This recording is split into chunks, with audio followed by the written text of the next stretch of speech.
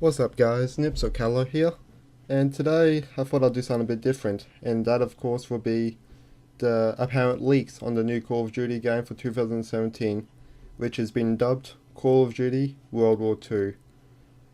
And let's be honest, that's exactly what we've all been asking for. Like, I personally don't mind the XO and all the advanced warfare stuff, but majority of the community wants to go back to the origins of Call of Duty, which is set, of course, in Vietnam, World War Two, and and modern war. They don't particularly like this advanced stuff.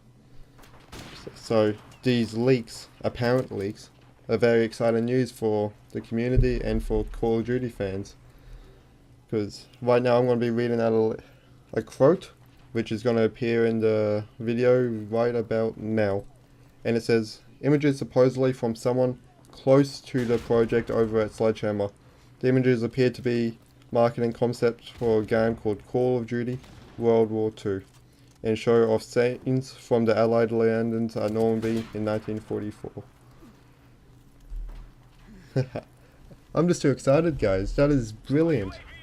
That quote just alone, even if it's fake or if it's just somewhat true, is brilliant. That means that it's all going back to original.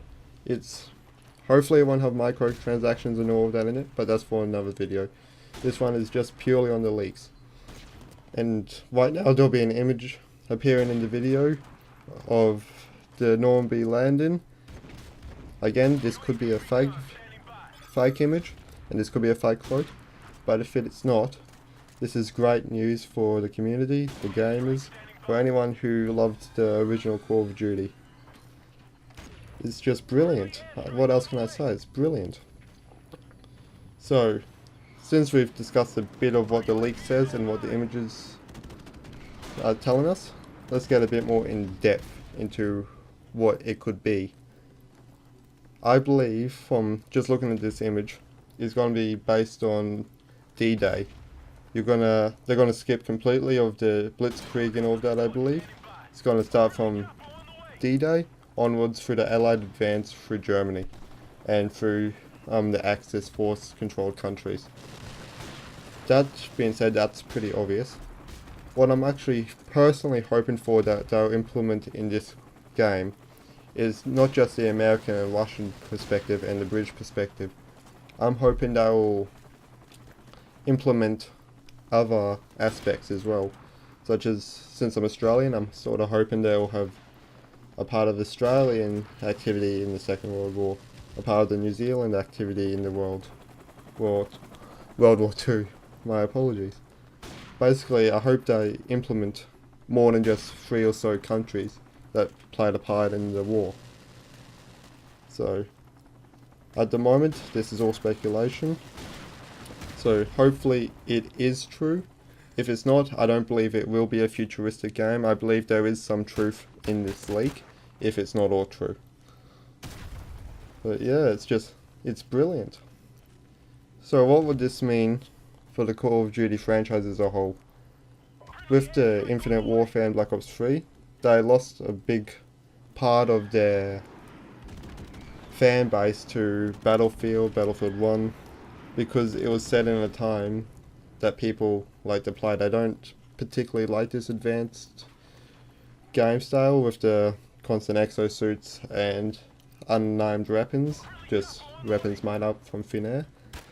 Whereas a lot of people like to play in the past, where we understand the history, we understand that it to a degree actually happened. Of course it's exaggerated because it's a video game, but it's actually got some value to it, where it's actually took a bit of research and it's taken more than just an imagination.